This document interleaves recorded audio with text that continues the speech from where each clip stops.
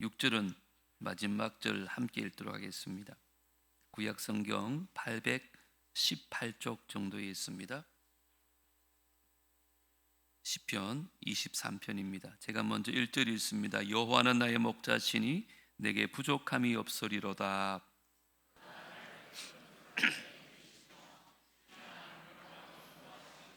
내 영혼을 소생시키시고 자기 이름을 위하여 의의 길로 인도하시는도다.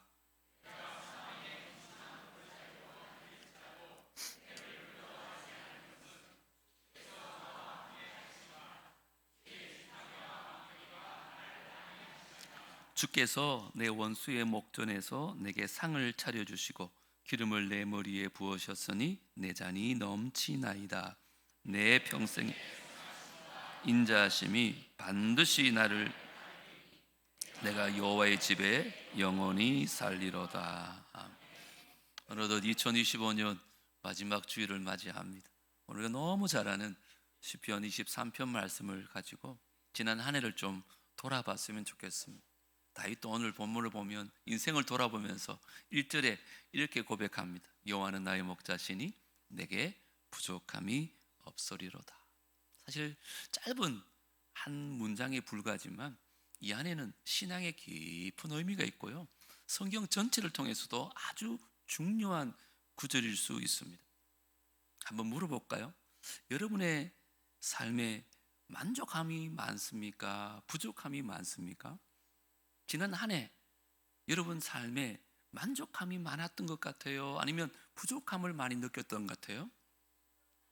그래요. 우리 인간은 욕심이 많아서 그런지 만족함보다는 부족함을 많이 느끼며 살아요. 그러다 보니까 주신 것에 감사하기보다는 가지지 못한 것에 집중하고 또 불평하며 사는 것이 연약한 인간의 모습이 아닌가 생각합니다. 근데 오늘 다윗은 이렇게 고백하잖아요. 주님은 나의 목자시니 이거 하나로 충분해서 나는 부족함이 없습니다. 우리가 수없이 많이 들었던 고백인데, 아니 다윗은 어떻게 이렇게 고백할 수 있을까요?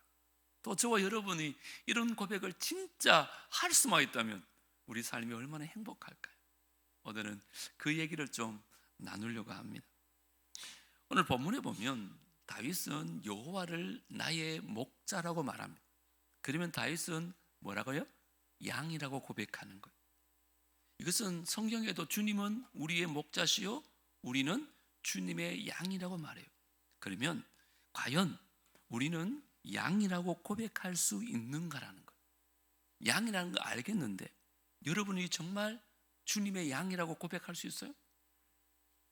이게 진짜 우리의 고백이 되려면 양의 특성들을 잘 알아야 돼요. 한국에서는 참 양 같아 그러면 칭찬이에요.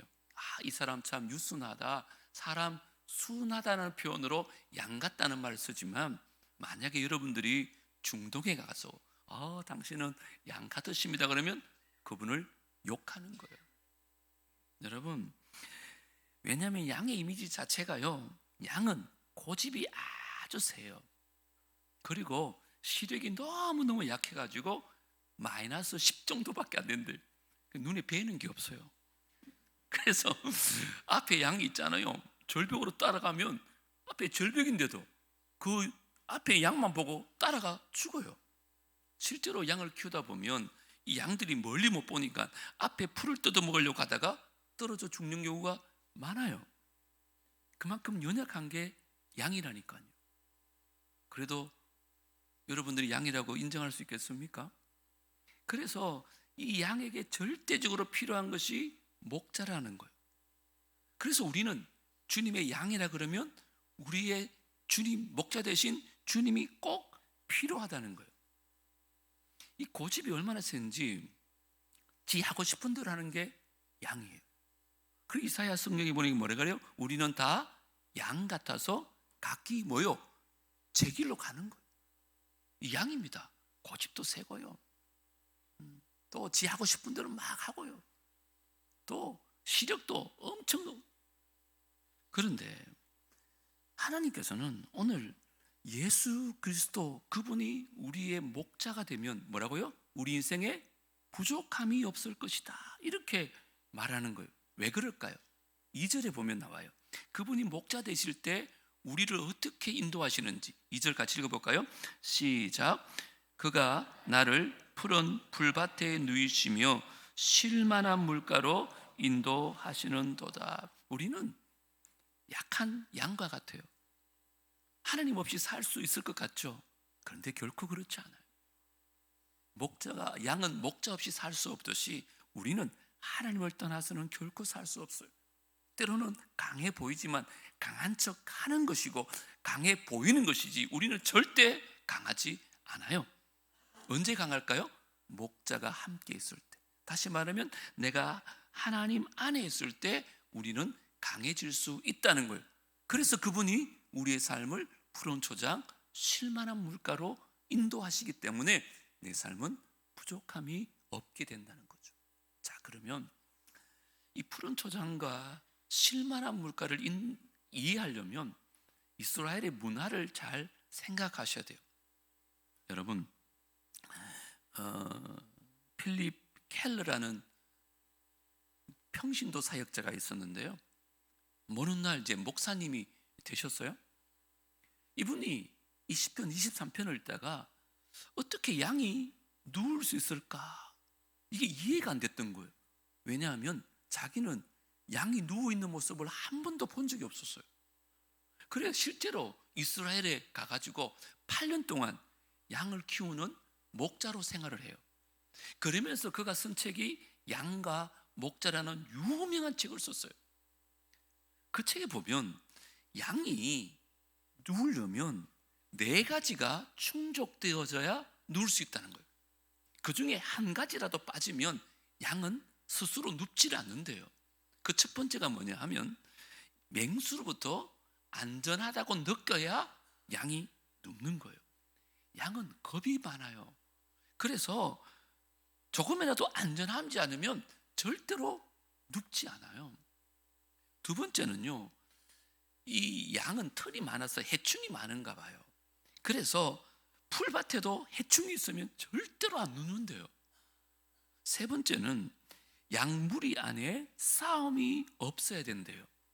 다시 말하면 평안한 분위기가 되어야 눕지, 그렇지 않으면 눕지 않아요.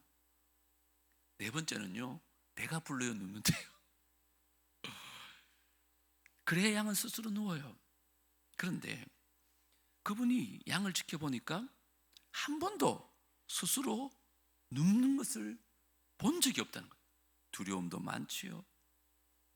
편안하다고 느끼지 못하는 거라. 우리도 그렇잖아요. 여러분 지금 여러분 상황이 편안하다고 느껴지세요? 대부분 그렇지 않거든요. 그래서 우리는 양과 같아요. 얼마나 두려움이 많은지, 얼마나 염려가 많은지, 한 발자국 한 발자국 나가면서도 내 안에 얼마나 많은 조바심이 있는지. 그래서 이 목사님이요, 목자 생활하면서 살펴보니까 양은 스스로 눕는 적이 거의 없는 거예요. 이거 진짜 드문 일이에요.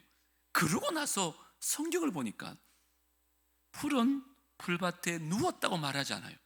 성경이 뭐라 그래요? 푸른 풀밭에 누이시며라고 말한다는 거예요. 저도 그 책 보고 나니까 이 말이 그 말이구나, 그때 깨달았어요. 무슨 말일까요? 양은 스스로 누운 게 아니에요. 목자가 눕게 한 거예요. 그러면서 양은 눈이 어두워서 거기가 골짜기인지 푸른 풀밭인지 잘 모른대요. 그런데 목자가 눕게 했더니 그것이 뭐예요? 푸른 풀밭이 되어졌다는 거예요. 저는 그 책을 읽으면서 진짜 새로운 걸 하나 깨달았어요. 여러분, 지난 한 해 우리의 삶도 마찬가지 아닌가요? 우리의 삶은 항상 푸른 초장이 아니었잖아요. 쉴만한 물가는 더더욱 아니었잖아요. 푸른 초장일 때보다 오히려 가시밭길 때가 더 많았고, 쉴만한 물가라보다도 파도가 거세게 칠 때가 더 많았잖아요. 그런데 중요한 건 뭐예요? 그것이 푸른 초장이고 쉴만한 물가라서 내가 누운 게 아니라는 거죠. 그 목자 되신 주님이 그곳에 우리를 눕게 하셨고, 누웠더니 그것이 푸른 풀밭, 실만한 물가였다는 것을 그때서 깨닫게 된다는 거예요.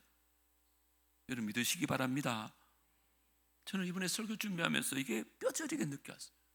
그래서 우리는 스스로 평생 누울 수 없는 존재예요. 그게 양과 같은 존재예요. 눕게 하셔야지만이 누울 수 있고, 누웠더니 그것이 푸른 풀밭 실만한 물가인 거예요. 여러분, 지금 우리가 살고 있는 삶의 상황들 절대로 평안하지 않을 거예요.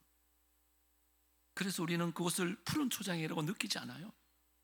그러니까 눕고 싶지 않은 거예요. 그런데 언제 평안함을 느끼느냐?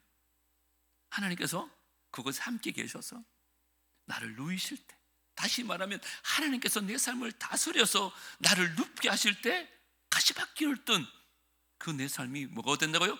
푸른 초장이 되어지는 거예요. 하나님이 나를 다스리실 때 파도가 넘실거리고 나를 엄습하실 같은 그 삶이 실만한 물가로 되어지는 줄 믿습니다. 꼭 기억하십시오. 푸른 초장이기 때문에 우리가 눕는 것이 아니라 주님께서 함께 하시고 나를 눕게 하심으로 말미암아 푸른 초장이 되어진다는 것입니다. 2026년도 새해에는 여러분 항상 매일매일 주님과 함께 동행하심으로 말미암아 여러분의 인생이 푸른 초장 실만한 물가가 될 수 있게 되기를 주 이름으로 축복합니다. 근데 매일매일이 중요해요. 매일매일. 제가 지난 출애굽기 때도 설교를 했었는데 어느 책에 보니까 목사님 그러시더라고요. 우리 생각 같아서는 광야 40년 동안 만나를 내려줄 때 1년치를 한꺼번에 준다든지 하다못해 한 달치를 한꺼번에 주면 하나님도 편하시고 우리도 얼마나 좋겠어요. 그런데 왜 하나님은 매일매일마다 이러한 양식을 주셨을까? 하루 먹을 거리만 주셨을까요? 그분은 그 책에서 이렇게 말해요. 어제의 만나로 오늘을 살 수 없다. 저는 이 말이 너무 좋더라고요. 한번 따라 합시다. 어제 만나로 오늘을 살 수 없다. 꼭 기억하세요. 어제 만나로 오늘을 살 수 있는 존재가 아니에요. 다시 말하면 어제 받은 은혜로 오늘을 사는 게 아니에요. 부흥회 때 받은 은혜로 한 해를 살 수 있는 존재가 아니에요. 우리는 다 양 같아서 매 순간순간마다 목자 되신 주님이 필요해요. 그 하나님이 함께 하신 은혜가 오늘을 우리를 살아가게 하는 힘이 되는 거죠. 근데 곰곰이 생각해 보면요, 이 세상에는 제 생각에 아무리 가지고 아무리 누리고 아무리 풍족해도 푸른 초장은 있을까요? 없을까요? 없습니다. 정말입니다. 여러분. 이 세상 어딜 가보세요. 실만한 물가는 없다니까요.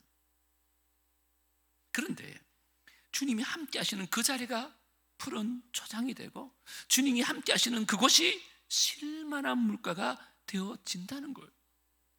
그곳에서 누리는 오늘의 은혜로 말미암아서 우리는 오늘을 다시 살아가는 거예요. 그래서 우리가 찬송가에 이런 찬양했잖아요. 높은 산이 거친 들이 조막이나 궁궐이나 내 주 예수 모신 곳이 뭐라고요? 그 어디나 하늘나라 같이 해볼까요? 할렐루야 찬양하세 내 모든 죄 사함받고 주 예수와 뭐하니까? 동행하니 뭐가 돼요? 그 어디나 하늘나라. 하늘나라가 아직 안 왔어요. 그런데 주 예수와 동행하니까 높은 산이든 거친 들이든 초막이든 궁궐이든 거기가 하늘나라 천국이 되더라는 거예요. 그게 오늘 우리가 누리고 있는 은혜인 줄 믿습니다. 다윗이 그 은혜를 아니까 고백하는 거예요. 여호와가 나의 목자시니 내게 부족함이 없으리로다. 2025년 한 해도 주님의 은혜 가운데 잘 보냈는데 2026년 우리는 다 양 같다는 사실을 꼭 기억하고 내 힘으로 살아갈 수 없는 존재라는 것을 꼭 기억하고 목자 되신 주님과 늘 동행함으로 말미암아 여러분의 삶이, 여러분의 가정이 푸른 초장 실만한 물가가 되어지는 은혜가 있게 되기를 주 이름으로 축복합니다. 두 번째, 그러면 진짜 하나님을 목자로 삼으면 내 인생에 부족함이 없다고 고백할 수 있을까? 진짜 그럴 것 같아요, 여러분. 여러분 4절 한번 읽어볼까요? 4절 시작. 내가 사망의 엄침한 골짜기로 다닐지라도 해를 두려워하지 않을 것은 주께서 나와 함께 하심이라. 주의 지팡이와 막대기가 나를 안위하시나이다. 여기 사망의 엄침한 골짜기가 뭘까요? 우리 인생 가운데 골짜기가 있다는 거예요. 죽을 것 같은 고비고비가 있다는 거예요. 그래서 골짜기라고 말해요. 여러분 지난 한 해 돌아보십시오. 누구나 다 골짜기가 있었을 거예요. 그 골짜기가 작으냐 크냐의 차이일 뿐 우리는 다 골짜기를 지나가게 되어 있어요. 근데 중요한 게 뭘까요?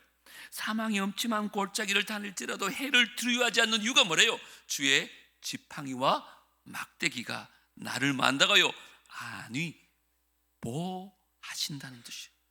나를 지켜주신다는 거예요. 그래서 나는 비록 사망이 엄침한 골짜기를 다니는데도 불구하고 해를 두려워하지 않는다. 왜요? 주께서 나와 함께 하시기 때문에. 여러분 이미 잘 아시겠지만 이스라엘의 목자들은요 한 손에는 막대기를 들고 다니고 한 손에는 지팡이를 들고 다녀요. 용도가 좀 달라요. 그림에서 보는 것처럼 막대기는 일이나 사나운 것들이 다가와서 양을 잡아가려면 그것들을 물리칠 때 사용하는 것이 막대기예요. 그를 지켜주시는 거죠. 보호하시는 거죠. 근데 지팡이는 용도가 뭘까요? 우리 연세 많으신 분들 못 걸으니까 막 걸으려고 가는 지팡이가 아니에요. 모양 보니까 위에 구부러져 있죠. 이게 중요해요. 여러분 양은 마이너스 10 정도밖에 시력이 안 된다 그랬잖아요. 고집이 세다 그랬잖아요.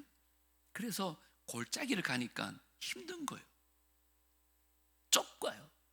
그래서 골짜기를 지날 때마다 양들은 목자로부터 도망친대요. 그러면 목자가 있잖아요. 그 지팡이로 목을 걸고 허리를 걸어가지고 그 목자 곁으로 다시 당기는 거예요. 좀 가다가 또 힘드니까 또 몰래 도망을 쳐요. 그러면 목자가 포기하지 않고 또 지팡이로 가지고 목을 걸어가지고 자기 곁에 두는 거예요. 그게 지팡이에요. 여러분 이게 누구의 모습이라고요? 우리의 모습이에요. 우린 다 양 같아서 각기 제 길로 가요. 주님 나는 왜 이런 인생을 살까요? 나는 왜 이렇게 힘들까요? 왜 이런 남편 만나서 나는 이런 고생할까요? 하면서 하나님을 떠나요. 그러면 목자 대신 하나님께서 지팡이로 걸어와요. 때로는 우리가 세상의 유혹에 빠져서 죄의 길로 가잖아요. 근데 그러면 하나님께서 그 지팡이로 우리 목을 딱 걸어서 목자의 품으로 다시 오게 해요. 여러분 인생의 힘든 골짜기를 지날 때마다 양은요 끊임없이 목자를 떠나요. 근데 그때마다 하나님이 하셨던 게 뭔지 알아요? 우리 목에다가 지팡이를 거셨어요. 그래서 다시 아버지와 함께하게 하셨다니까. 이게 작년 한 해 우리의 모습 아닌지요? 그래서 그 인생 가정을 통해서 끊임없이 목에다가 지팡이를 걸어서 목자와 함께하게 하는 것. 이게 오늘날까지 우리를 인도하신 하나님의 은혜인 줄 믿습니다. 진짜 사망이 엄침한 골짜기 같을지라도 주님은 우리를 떠나지 않습니다. 우리가 때로는 죄의 길에 방황하면서도 여기까지 온 건 다 주님께서 그렇게 인도하신 줄 믿습니다. 지난 한 해 수많은 어려움들이 있었고 상처들과 생각지도 못했던 문제들을 만났지만 이제는 정말 목자 되신 하나님으로 말미암아 너무 기뻐하고 그분이 내 인생의 전부가 되고 나는 그분 없으면 살 수 없을 것 같고 이제는 목자 되신 주님이 아니면 나의 존재 자체가 없다고 고백이 나올 때까지 주님은 항상 끊임없이 목자를 떠나는 내 목에다가 지팡이를 걸어가지고 주님과 항상 함께하게 하시는 거예요. 지난 한 해도 알게 모르게 우리 목에다가요 하나님의 지팡이가 얼마나 걸렸던지 몰라요. 저는 그랬던 것 같아요. 그게 은혜죠. 그때 주님이 하신 말씀이 뭔지 알아요? 양이 목자를 떠날 때 얼마나 비참한지 너 알겠지? 골짜기 한 발자국 걷는 것도 얼마나 힘든지 이제 네가 알겠지? 그러면서 뭐라 그래요? 이제 나하고 함께 하자. 목자 대신 주님은 이게 마음의 소원이었어요. 아버지께서 지팡이로 목을 걸어서 아버지와 함께 목자와 함께 갈 수 있도록 지난 한 해 우리를 여기까지 인도하여 주신 줄 믿습니다. 그 하나님이 에베네셀의 하나님이시고 그 하나님이 장래에도 우리를 그렇게 인도하여 주실 줄 믿습니다. 그런데 오늘 본문에서 중요한 것은 사망의 엄침한 골짜기를 다니는 게 중요한 게 아니에요. 그래도 해를 두려워하지 않을 것은 그 이유가 뭐라고요? 주께서 나와 함께 하심이라. 제가 성경 가운데 가장 좋아하는 단어가 뭐라고요? 함께라는 단어죠. 주님이 나와 함께 하시리라. 2025년 우리 인생의 골짜기에서 끊임없이 아버지 하나님께서 우리와 함께 하신 줄 믿습니다. 때로는요 세상이 너무 좋아서, 때로는 죄악에 빠져서 목자 되신 하나님을 떠났지만 그때마다 하나님 우리를 포기하지 않으시고 우리를 버리지 않으시고 때로는 말씀으로, 때로는 환경적으로, 때로는 질병으로, 때로는 제가 발각되게 해서라도 주님 곁으로 우리를 인도하고 계셨다는 거예요. 내년 한 해도 이런 은혜가 우리 모두에게 있게 되기를 주 이름으로 축복합니다. 자, 마지막으로 한번 생각해 보고 싶은 게 있어요. 우리가 인생이 힘들다 그럴 때 꼭 골짜기 같다 이런 말 쓸 필요는 없잖아요. 때로는 가시밭길 같다, 아니면 자갈밭길 같다 이래도 힘든 걸 느끼잖아요. 그런데 왜 성경은 하필 골짜기라고 했을까요? 한 번쯤 생각해 보셔야 되는 거 아닐까요? 저도 그게 좀 궁금했어요. 그러면서 자료를 찾아보니까 내가 너무너무 은혜 받았던 게 이거예요. 뭐냐 하면 여러분, 어디에 풀이 제일 좋고 제일 많을 것 같아요? 골짜기라는 거예요. 골짜기. 여러분, 골짜기에는 항상 시내가 흘러요. 그러다 보니까 양옆에 있는 풀이요 제일 좋은 풀이래요. 이스라엘은 광야라서 풀이 잘 없는데 이 골짜기에는 풀이 늘 있었던 거예요. 그런데 우리는 인생을 살면서 골짜기만 봤던 거예요. 그곳에 풀이 있었는데 풀은 못 보고 골짜기만 본 거예요.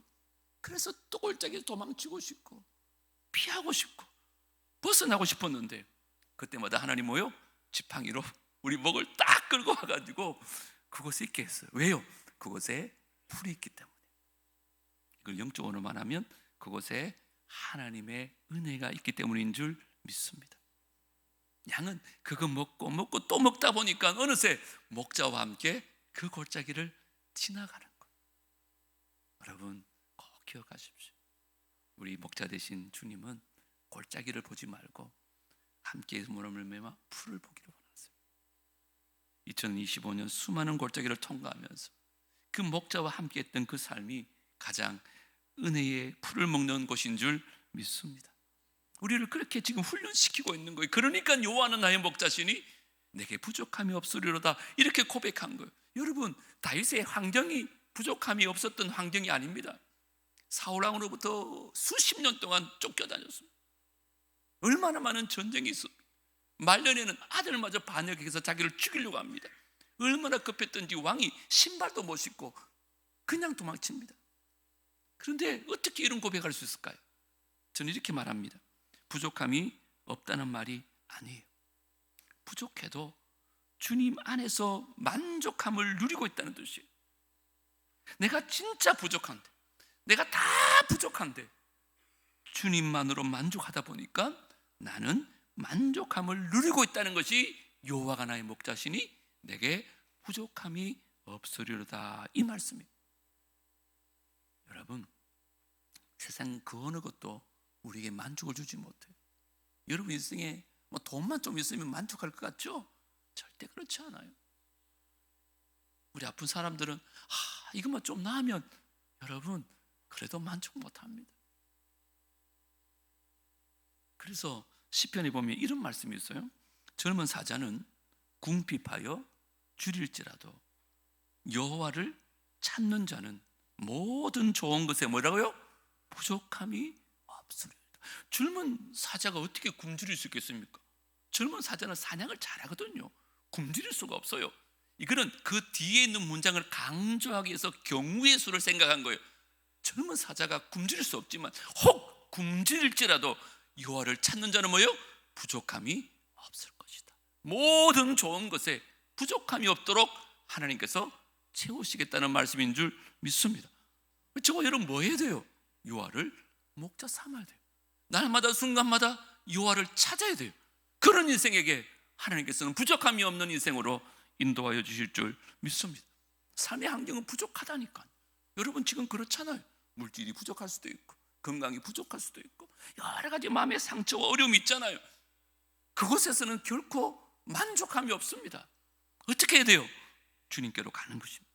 그분을 바라보는 것입니다. 그분을 찾는 것입니다. 그리고 그분을 나의 인생의 목자로 모시는 것입니다. 그곳에 만족함이 있다는 것. 이게 양들의 삶이고 이게 바로 우리의 삶의 기쁨이라는 것이죠. 지구촌교회 원로 목사님이셨던 이동원 목사님 얘기하고 말씀을 좀 마무리하려고 그래요. 목사님에게는 아들이 2명 있었는데 둘째 아들이 미국에서 변호사를 하고 있었는데 40대 초반에 대장암으로 세상을 떠납니다. 처음 발견했을 때 이미 대장암 4기 판정을 받았어요. 물론 목사님께서 기적을 베풀어 달라고 간절히 기도했는데 어느 날 하나님이 부르시면 어떡하지? 이런 마음이 목사님 마음이 들었던 거예요. 그래서 아들에게 전화를 해요. 아들, 나는 오늘도 기적이 일어날 것을 믿고 있어. 나는 너의 암덩어리가 언젠간 반드시 없어질 거라고 믿고 나는 지금도 기도하고 있다. 그런데 아빠도 그렇고 언젠간 우리 모두가 세상을 떠난다. 만약에 하나님이 너를 부르시면 너 하나님 만날 준비가 되어 있니? 그렇게 얘기한 거예요. 그러니까 아들이 잠깐 침묵을 하다가 웃으면서 이렇게 얘기를 했다는 거예요. 아빠, 그런 걱정하지 마세요. 나는 요새 밤낮으로 주님만 바라보고 있어요. 내가 평소에는 이러지 못했는데 이제 진짜 주님만 보고 있어요. 그런데 아빠, 나 주님께 집중하니까 마음이 너무너무 편해졌어요. 진짜 주님만 바라보니까 이렇게 자유한 적이 없었어요. 아빠 걱정 마세요. 주님 부르셔도 괜찮아요. 이때 이동원 목사님께서 그렇게 고백했다는 거예요. 하나님, 이제 살든지 죽든지 감사합니다. 결국 이범 집사님은 대장암으로 세상을 떠났습니다.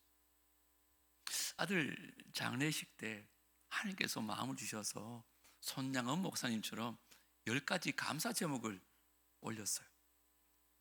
아들 이름이 범입니다. 저랑 이름이 똑같아요.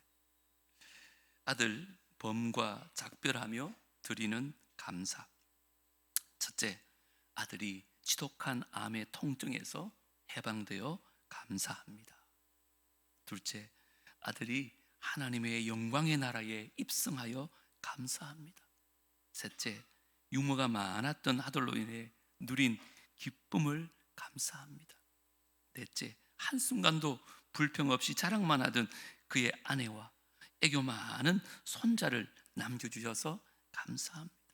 다섯째, 어려서부터 게임을 좋아하더니 중독되지 않고 잘 자라서 스포츠회사 변호사가 된 것 감사합니다. 여섯째, 아들의 고통을 통해 예수님을 내어주신 하늘 아버지의 고통을 알게 해주셔서 감사합니다. 일곱째, 아들의 암투병을 통해 수많은 암 환자들이 들의 고통과 연대하게 된 것을 감사합니다. 여덟째, 자식을 먼저 떠나보낸 수많은 분들의 고통과 연대하게 되어 감사합니다. 아홉째, 아들을 위해 기도한 수많은 중보 기도자들과 함께 할 수 있어 감사합니다. 열째, 아들이 간 천국을 더 가까이 소망할 수 있어 감사합니다. 2020년 10월 가을 하늘 아래 아들 범을 천국으로 보내는 목사 아빠 이동환. 여러분, 정말 깊은 꼴짝이 아닙니까? 그런데 아들이나 아버지의 고백이 뭐예요? 여호와가 나의 목자시니 내게 부족함이 없다. 내가 비록 지금 사망이 엄침한 골짜기를 다니고 있지만 나는 해를 두려워하지 않는다. 왜요? 주께서 나와 함께 하시기 때문에. 지금 그 고백하고 있는 거죠. 오늘 본문을 보세요. 분명히 나의 목자라고 하셨어요. 너의 목자가 아니에요. 그의 목자가 아니에요. 내 아내의 목자가 아니에요. 여호와 하나님을 나의 목자로 삼을 때 비록 부족하지만 오늘 내 안에 머무시는 주님으로 만족할 수 있기 때문에 우리는 이렇게 고백할 수 있는 거예요. 여호와가 나의 목자시니 이제 정말로 진짜로 내 삶에 부족함이 없으리로다. 저와 여러분의 삶 속에 수많은 어려움도 있겠지만 그 골짜기를 다닐 때 우리 주님이 함께 하신다는 사실을 꼭 기억하고 여호와로 말미암아 부족함이 없는, 그래서 푸른 초장 실만한 물가로 날마다 인도함 받는 우리 모두가 되어지기를 주 이름으로 축복합니다. 주님을 찾으십시오.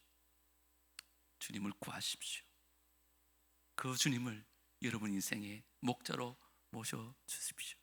그러면 그분이 푸른 초장 실만한 물가로 인도하시고 우리 인생을 부족함이 없는 인생으로 인도하여 주실 줄 믿습니다. 2025년 마무리 잘 하시고 2026년에도 그렇게 인도함 받아서 주님 앞에 영광 올려드리는 남부의 모든 성도들 되어지기를 주 이름으로 축복합니다. 오늘 주보에 있는 찬양이 그 찬양입니다. 감사하신 하나님, 에베네셀의 하나님, 살아계신 하나님, 에베네셀의 하나님, 여기까지 인도하셨네. 감사하신 하나님, 장래에도 인도하시리 살아계신 하나님. 오늘 말씀 기억하며 찬양합니다.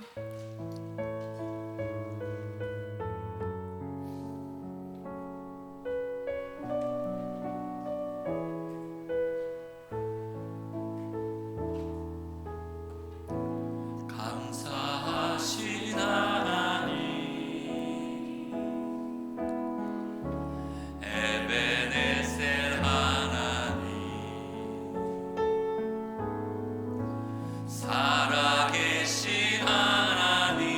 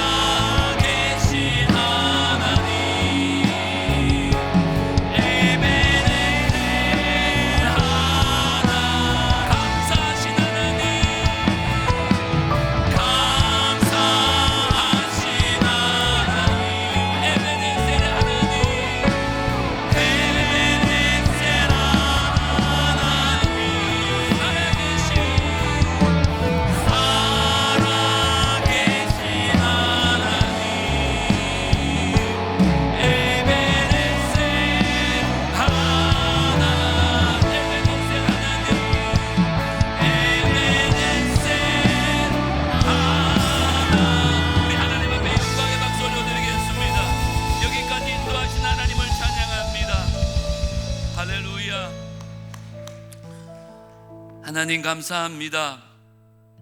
내 힘으로 살아온 줄 알았는데 우리는 다 양 같아서 앞을 내다보지도 못하고 너무나 연약해서 목자 없이 살아갈 수 없었던 인생인 것을 고백합니다. 그래서 목자 되신 주님이 지금까지 우리의 삶을 인도하여 주신 줄 믿습니다. 때로는 우리 인생 가운데 피하고 싶었던 수많은 골짜기를 만났지만 그것 때문에 우리가 좌절하고 절망하며 때로는 하나님을 떠났지만 하나님께서는 지팡이로 우리를 인도하여 주셨어. 나와 함께 하자고, 나의 곁에 있으라고. 우리를 떠나지 아니하시고 우리를 버리지 아니하시고 지금까지 우리를 인도하신 하나님 찬양합니다. 내년 한 해도, 아니 남은 생에도 여호와를 목자 삼는 우리 삶이 되게 하여 주옵소서. 여호와를 간절히 찾는 자에게 모든 좋은 것에 부족함이 없다고 주님 말씀하였사오니 우리가 어떤 형편 가운데 있든지 어떤 상황 가운데 있든지 골짜기만 바라보고 풀을 놓치지 않도록 주님이 함께 하심으로 말미암아 푸른 초장 쉴만한 물가가 되어진다는 것을 꼭 기억하고 주님과 동행하고 주님과 함께 하심으로 말미암아 부족함이 없는 인생 살아가는 우리 모두가 되게 하여 주시옵소서. 이제 2025년 불과 며칠 남겨두고 있습니다. 지난 한 해 나에게 베푸셨던 그 은혜 돌아보게 하시고 우리 송구 영신 예배 다 같이 모여서 한 해에 감사하고 새해를 믿음으로 소망 가운데 만날 수 있도록 축복하여 주시옵소서. 모든 것 주께 감사드리옵고 예수님 이름으로 기도드리옵나이다. 아멘. 이제는 우리 구주 예수 그리스도의 은혜와 하나님 아버지의 무한하신 사랑과 성령 하나님의 교통하심과 내주하심과 인도하심이 여호와는 나의 목자시니 내게 부족함이 없으리로다. 정말 다윗의 고백이 나의 고백이 되기를 원하는 마음으로 예배하고 돌아가는 귀한 주의 백성들과 그들의 가정과 자녀들과 하시는 모든 일들이 위해 살아남북의 공동체 위에 이제로부터 영원토록 함께 있을지어다. 아멘.